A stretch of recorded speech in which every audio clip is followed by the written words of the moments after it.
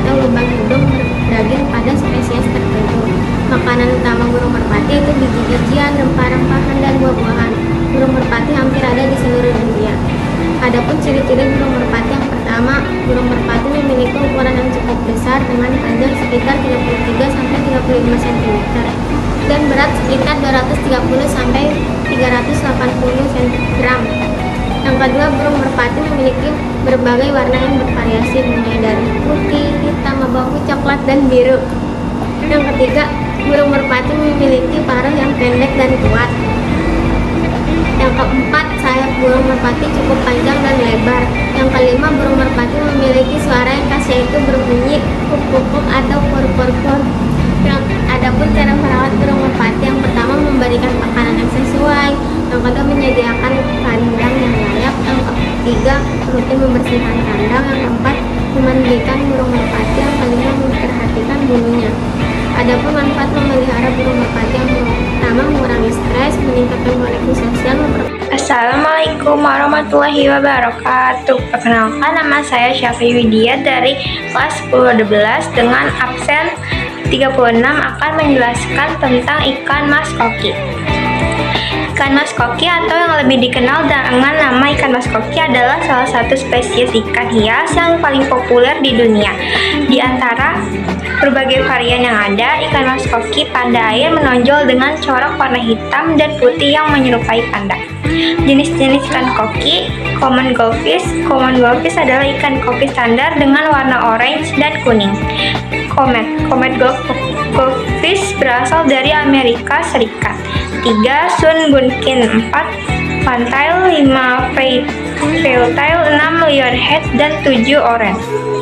Apa keistimewaan ikan mas koki?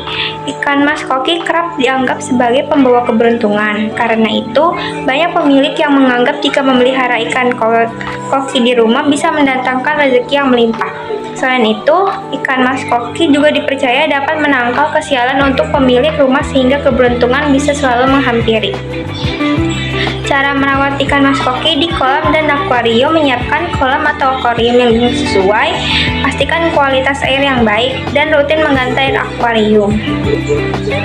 Dan memberi makan ikan mas koki hanya 2 kali dalam sehari. Terima kasih. Wassalamualaikum warahmatullahi wabarakatuh. Halo, assalamualaikum warahmatullahi wabarakatuh. Perkenalkan, nama saya Serena Seri Simbolon dari kelas 10-12. Pada kali ini saya akan menjelaskan tentang tanaman Sri Rezeki. Sri Rezeki adalah sekelompok tanaman hias dari genus Aglaonema. Nah, genus itu tuh memiliki sekitar 30 jenis spesies loh. Nah, tanaman ini tuh pada aslinya memiliki habitat asli di daerah subtropis dan tropis di Asia dan di Nugini. Ciri-ciri dari tanaman ini itu yang pertama, pertumbuhannya cenderung lebih lambat. Yang kedua, daunnya memiliki banyak warna seperti hijau tua, perak, dan juga kemerahan. Seperti di video ini tuh adalah warna kemerahan. Dan yang ketiga, batangnya tidak berkambium atau berkayu dan bersifat lunak, berair, serta tertutup oleh pelapa daun.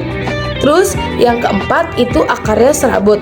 Dan yang kelima, berkembang biak secara genetatif menggunakan biji, dan secara vegetatif menggunakan bagian tanaman lain seperti bunga dan biji.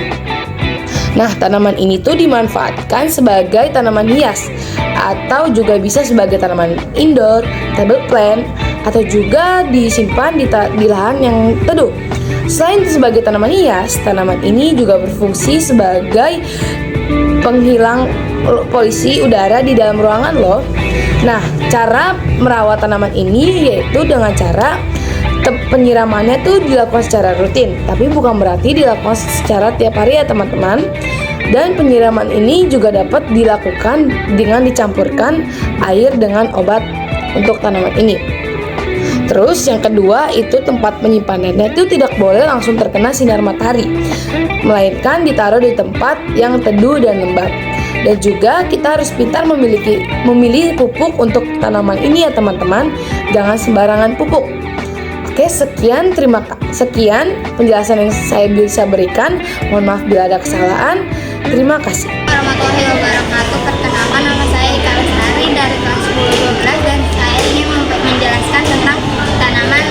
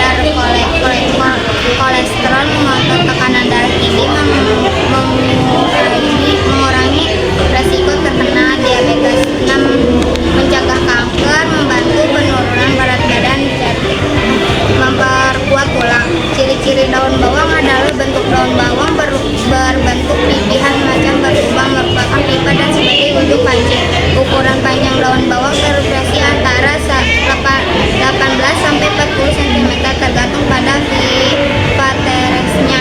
Warna daun bawang berwarna hijau muda sampai hijau tua dan permukaan halus.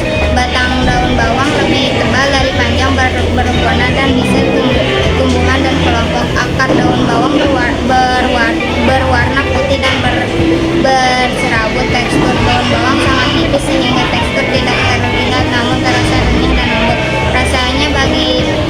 Rasa bagian batang daun bawang rasanya lebih manis, sedangkan bagian hijaunya lebih memiliki rasa yang lebih lembut segar tapi sedikit menyengat.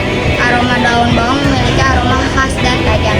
Sekian dari saya, kurang lebihnya mohon maaf. Wassalamualaikum warahmatullahi wabarakatuh. Assalamualaikum warahmatullahi wabarakatuh. Perkenalkan, nama saya Rizky Putra dari kelas 10-12. Saya di sini akan menjelaskan tentang ikan nila dan ikan mas. Apa sih nama latinnya ikan nila? Yaitu Oreochromis niloticus. Yaitu kegunaan ikan nila banyak dibudidayakan sebagai ikan konsumsi karena dagingnya yang enak dan mudah diolah.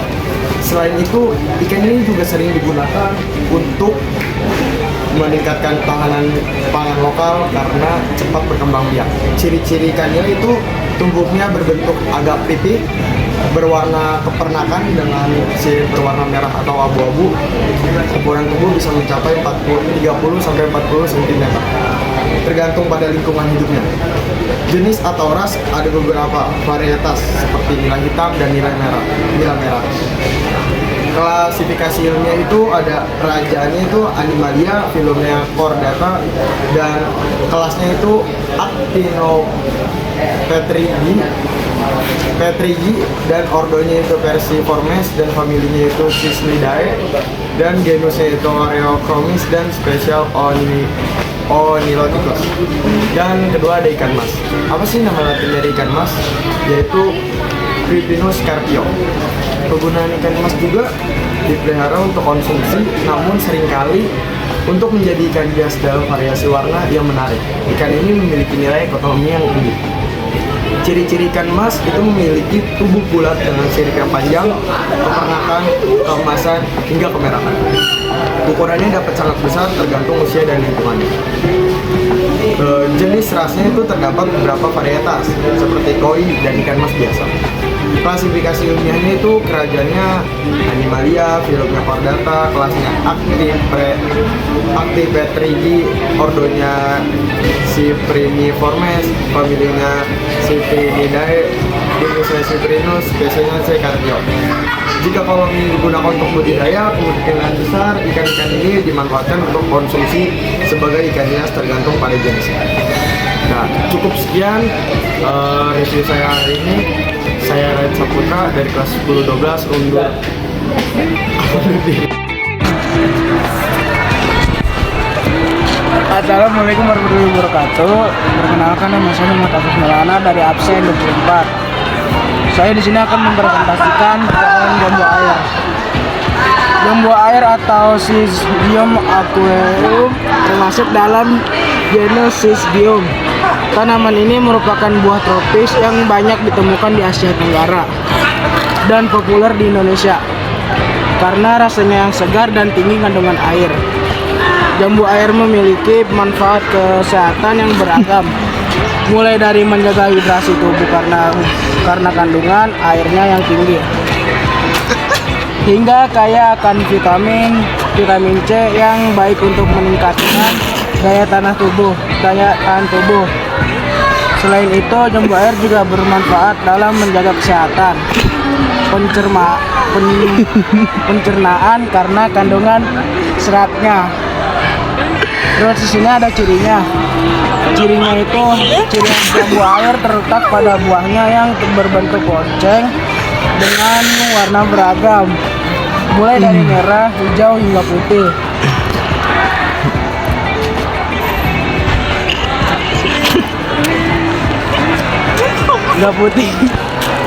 Tergantung varietasnya, tekstur buahnya renyah dengan rasa manis dan sedikit asam.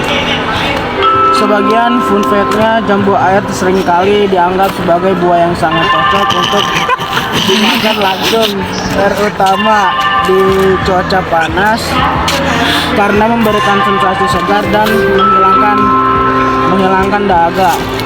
Secara keseluruhan, jambu air adalah buah tropis yang tak hanya lezat, tapi juga kaya manfaat serta memiliki karakteristik unik dengan bentuk dan warna buah yang bervariasi. Cukup sekian dari saya. Mohon maaf atas segala kekurangan. Wassalamualaikum warahmatullahi wabarakatuh. Assalamualaikum warahmatullahi wabarakatuh. Hari ini saya akan menjelaskan tentang tanaman lidah buaya. Pertama saya akan menjelaskan nama ilmiah lidah buaya, yaitu nama ilmiahnya adalah Aloe vera. Terus lalu saya akan menjelaskan ciri-ciri lidah buaya.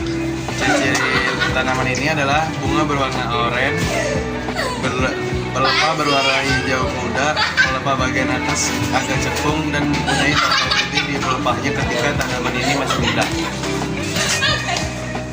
Selanjutnya ada habitat. Biasanya tanaman ini tumbuh di daerah kering seperti Afrika, Asia, dan Amerika. Dan selanjutnya ada manfaat lidah buaya. Manfaat lidah buaya memiliki kandungan mineral enzim, antioksidan, vitamin A, vitamin C, dan vitamin E yang baik untuk menguatkan skin barrier atau lapisan kulit dari luar. Selanjutnya terakhir ada fun fact tentang lidah buaya. Tentang lidah buaya itu berasal dari Afrika Timur dan Selatan, dan nama lidah buaya berasal dari kata Arab yaitu aloe yang berarti zat baik yang bersinar, dan kata Latin vera yang berarti benar. Terima kasih penjelasan saya hari ini. Wassalamualaikum warahmatullahi wabarakatuh. Assalamualaikum warahmatullahi wabarakatuh. Perkenalkan, nama saya Daniel Lazwabi dari kelas 10-12. Sekarang saya ingin menjelaskan tentang tanaman yang ada di depan saya.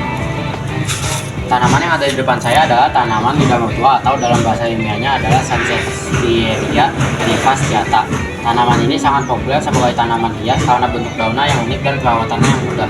Tanaman lidah mertua ini dikenal karena kemampuannya membersihkan udara dan tahan terhadap kondisi kurang cahaya. Ciri-ciri tanaman lidah mertua yaitu daun yang tebal, kaku, dan kencing dengan warna hijau tua dan garis kuning di sepanjang tepi daun. Lalu akarnya yang berbentuk lintang yang kuat di bawah tanah. Lalu pertumbuhannya yang lambat dan dapat tumbuh tinggi hingga beberapa meter. Manfaat dari tanaman lidah mertua yaitu yang pertama sebagai pembersih udara, lalu yang kedua sebagai tanaman hias. Perawatan lidah mertua yang pertama dari faktor cahaya, yang tahan terhadap dari berbagai kondisi cahaya, mulai dari terang hingga teduh. Lalu dari faktor air, disiram secara teratur tapi jangan terlalu banyak, biarkan tanah mengering sedikit sebelum disiram kembali. Lalu faktor tanah, gunakan tanah pot yang baik dan drainase baik. Lalu faktor pupuk yang terakhir yaitu pemberian pupuk dapat dilakukan secara berkala untuk merangsang pertumbuhan. Sekian penjelasan tanaman dari saya. Wassalamualaikum warahmatullahi wabarakatuh.